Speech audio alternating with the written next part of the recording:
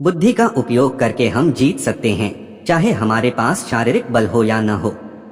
इस कहानी बुद्धि की जीत में यही बताया गया है। एक गांव में कुश्ती का आयोजन हुआ था। सभी बड़े पहलवान विभिन्न गांवों से आए थे और सबके पास विशेष कौशल था। इन पहलवानों में सबसे बलवान थे श्याम, जिन्होंने आज तक किसी कुश्ती में हार नहीं मानी थी। कुश्ती का प्रोग्राम आरंभ हो गया और हर पहलवान के बीच मुकाबला हुआ। कुश्ती के आखिरी चरण में सभी श्याम के साथ मुकाबला करना होता था और यह श्याम के खिलाफ कठिन चुनौती थी। आखिरकार कुश्ती प्रतियोगिता का विजेता केवल श्याम ही रहा। गांव के सरपंच ने श्याम का हाथ ऊपर किया और उन्हें विजेता घोषित किया और इनाम के रूप में 5 लाख रुपए दिए।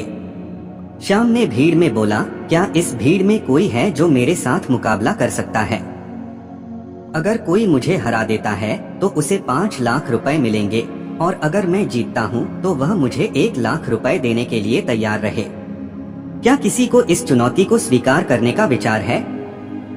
भीड़ के सभी युवाओं ने आपस में नजर मिलाई, लेकिन किसी ने भी साहस नहीं दिखाया।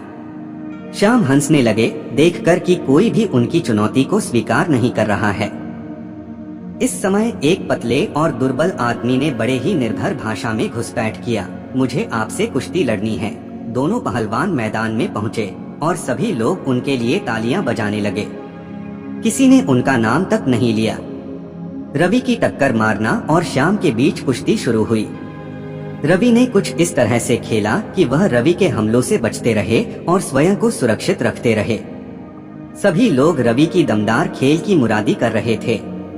कुश्ती का अंत करीब आया और अब रवि को लग रहा था कि वह कुछ गलती कर गए हैं, लेकिन वह यह भी जानता था कि अगर वह हार गए तो उन्हें 1 लाख रुपए देने होंगे।